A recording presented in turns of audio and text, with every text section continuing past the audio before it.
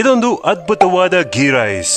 ಸಾಮಾನ್ಯವಾಗಿ ಮದುವೆ ಮನೆಗಳಲ್ಲಿ ಬಡಿಸುವಂತಹ ಗೀ ರೈಸ್ಗೆ ಸ್ವಲ್ಪ ಚೇಂಜಸ್ ಕೊಟ್ಟು ಅದನ್ನು ಇನ್ನೂ ರುಚಿಕರವಾಗಿ ಹೇಗ್ ಮಾಡುದು ಅಂತ ನೋಡೋಣ.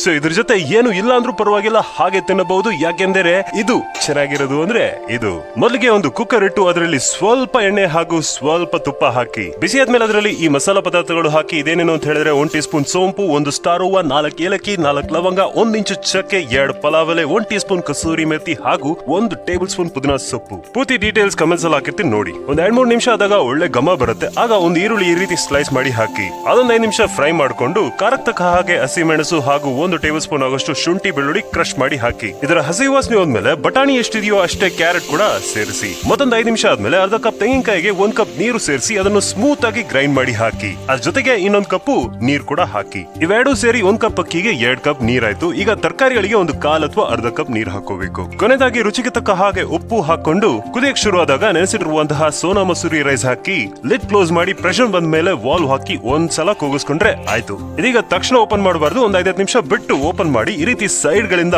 ಮೆಲ್ಲಗ್ ಮಿಕ್ಸ್ ಮಾಡಿ ಬಿಸಿ ಬಿಸಿಯಾಗಿ ಸರ್ವ್ ಮಾಡಿ ಮಜಾ ಮಾಡಿ. ನಾನಲ್ಲಿ ವಿಡಿಯೋಗೋಸ್ಕರ ಸ್ವಲ್ಪ ಕಬಾಬ್ ಹಾಗೂ ದಾಲ್ ಹಾಕೊಂಡಿದೀನಿ, ಬಟ್ ಇದ್ರ ಜೊತೆ ಬೇರೆ ಏನೋ ಬೇಕಾಗಿಲ್ಲ. ಈ ಕಬಾಬ್ ರೆಸಿಪಿ ಆದಷ್ಟು ಜಲ್ದಿ ಶೇರ್ ಮಾಡ್ತಿದ್ದೀನಿ. Thank you.